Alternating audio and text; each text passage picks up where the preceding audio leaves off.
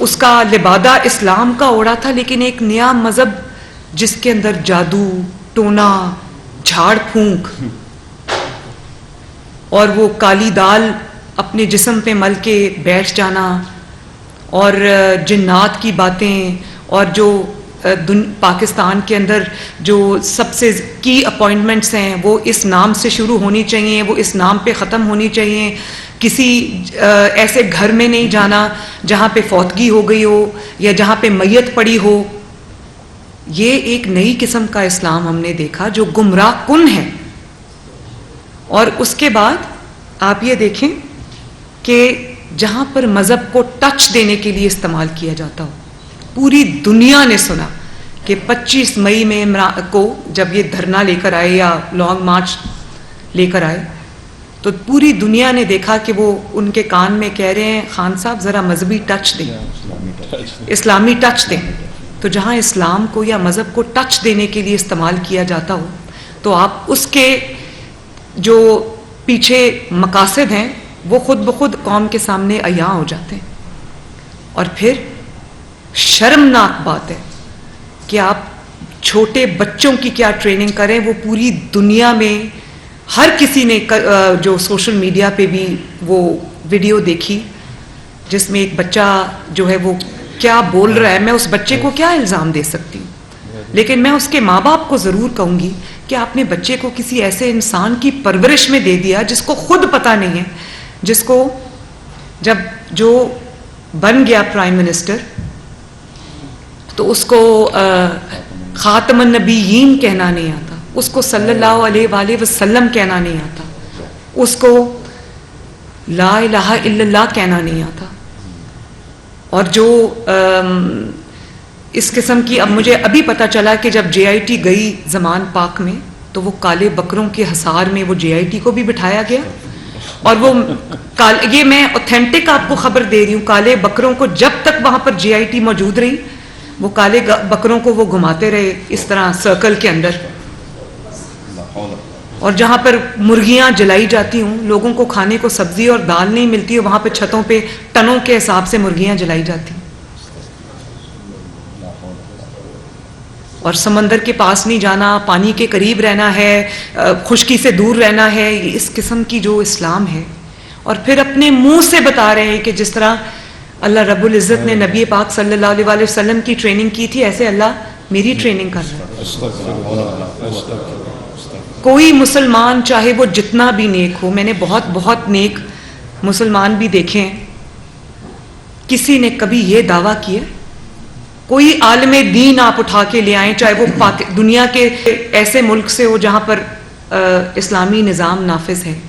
عالم دین، وہ جتنا بڑا عالم دین ہوگا وہ اتنا زیادہ جو ہے وہ ہمبل طبیعت کا ہوگا. کبھی کوئی یہ دعویٰ کر سکتا ہے کہ جیسے نبی صلی اللہ علیہ وسلم نے کو اللہ تعالیٰ نے ٹرین کیا تھا ایسے اللہ تعالیٰ مجھے ٹرین کر رہا ہے؟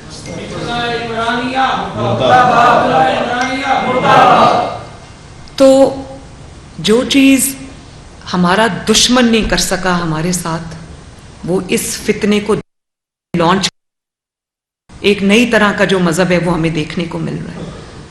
اور بات ہو، آپ دیکھیں کہ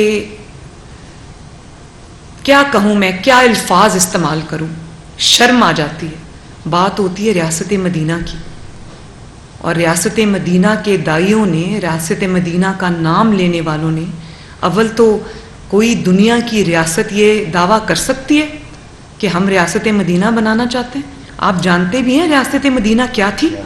آپ جانتے بھی ہیں ریاست مدینہ کن اللہ تعالیٰ کے چنے ہوئے لوگوں نے بنائی تھی اور وہاں پر کیا نظام رائج تھا؟ اس پہ میں ابھی آتی ہوں آپ کے ساتھ، میں اس پہ بات کرنا چاہتی ہوں اور پاکستانی قوم سے بھی یہ بات کرنا چاہتی ہوں. اور پھر آپ یہ دیکھیں کہ جب ریاست مدینہ کی آپ نے بات کی، آپ نے مدینہ میں جب شہباز شریف صاحب اپنا ڈیلیگیشن لے کر گئے ہوئے تھے، آپ دیکھیں آپ نے کتنی شرمناک حرکت کی. وہاں جہاں پر یہ حکم ہے اللہ تعالیٰ کی طرف سے، اللہ کی طرف سے حکم ہے کہ میرے محبوب کے دربار میں اپنی آواز بلند نہ کرو، یہ نہ ہو کہ تمہارے اعمال ضائع ہو جائیں. تو جب ہم کبھی، میں کبھی عمرے کے لیے جاتی تھی اور کبھی روضہ مبارک کے سامنے کھڑے ہو کے اونچی آواز سے کبھی کوئی درود شریف پڑھا کرتی تھی تو میری والدہ کہتی تھی کہ یہ بھی آہستہ آواز میں پڑھو. نبی صلی اللہ علیہ وآلہ وسلم کی آواز سے اپنی آواز بلند نہیں کرنی، یہ اللہ کا حکم ہے. اور وہاں پہ آپ نے مریم اورنگزیب حرم کے حدود کے اندر اور وہ ان کے بال کھینچے، اور اس کے بعد آپ کا کیا خیال ہے کہ وہ لوگ کون تھے؟ وہ پلان طریقے سے بھیجے ہوئے لوگ تھے جن کو کہا گیا کہ وہاں جا کر آپ نے یہ کام کرنا ہے. آپ اپنے سیاسی اختلاف میں اتنے آگے بڑھ گئے کہ آپ کو حیا نہیں آئی، کہ آپ کو یہ بھی بھول گیا کہ آپ کس جگہ پہ کھڑے. اس دن سے ان کا زوال شروع ہوا. بے شک اس دن سے ان کا زوال شروع ہوا.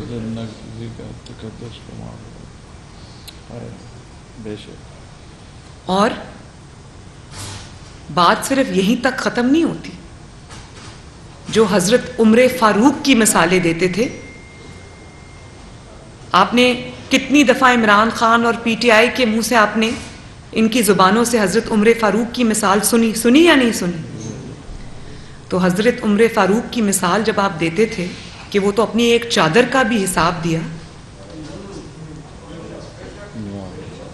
مثال آپ ان کی دیتے تھے، اور جب آپ سے آپ کی چوریوں کا حساب مانگا گیا تو آپ بفر گئے، آپ نے پورے ملک کو آگ لگا دی. لوگوں کو کہتے رہے کہ اگر آپ نے چوری نہیں کی تو تلاشی کیوں نہیں دیتے. لوگوں نے تو اپنے تین نسلوں کی تلاشی دی اور اللہ تعالیٰ کے فضل و کرم سے کلیئر ہو کے باہر آئے. سب سے پہلے تو انسان یہ سوچے کہ ہمارے دین کے اندر جھوٹ اور بہتان کی کتنی بڑی سزا ہے. یہ تو اکیلا، میں یہ آپ کو آج دعوے سے کہہ سکتی ہوں، اس کے باقی سارے گناہ آپ ایک طرف رکھ دیں، اگر یہ جو نواز شریف صاحب پر اوروں پر جو جھوٹے الزام اس نے چوری کے ڈاکے کے لگائے، یہ تو اکیلا انہی کا حساب نہیں دے سکتا. آج تک ایک ثبوت یہ پیش نہیں کر سکے، اور الحمدللہ میں بھی باعزت بری ہوئی ہوں.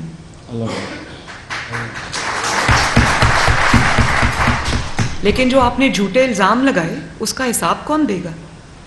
جو آپ کے انتقام اور جھوٹے الزامات کی وجہ سے، آپ کے ظلم کی وجہ سے جن لوگوں نے اپنی ناموشی بھی برداشت کی، جن شرفاء نے، جن اچھے خاندانوں سے تعلق رکھنے والوں نے اپنی بے عزتی بھی برداشت کی، اور جیلوں کے ڈیتھ سیلز کے سزائے موت کی چکیوں میں جو لوگ رہ کر آئے، جنہوں نے تضحیک برداشت کی، جنہوں نے تذلیل برداشت کی، تو آسمان کا نظام آج حرکت میں آیا ہے. ظلم کا جواب، اگر ظلم کا حساب میں نہیں لوں گی، میں انتقام میں یقین نہیں رکھتی، لیکن جو آسمان کا نظام، اللہ تعالیٰ کا نظام، قدرت کا نظام، جس کو مکافات عمل کہتے ہیں، آج آپ دیکھ رہے ہیں کہ پوری دنیا میں دنیا دیکھ رہی ہے کہ یہ کسی انتقام کا شکار نہیں ہوئے، کسی ظلم کا شکار نہیں ہوئے، کسی نے ان کے اوپر جھوٹے مقدمے نہیں بنائے، سب مقدمے ان پر سچے ہیں. اور اس کا ثبوت یہ ہے کہ جب آپ کو کوئی عدالت بلاتی ہے کہ آؤ اپنے الزامات کا جواب دو، یہ جاتے ہی نہیں، یہ دوڑ جاتے ہیں. یہی اس بات کا ثبوت ہے، جو سچا ہوتا ہے وہ نواز شریف صاحب کی طرح سینہ تان کے ڈٹ کے عدالت میں پیش ہوتا ہے، بیٹی کا ہاتھ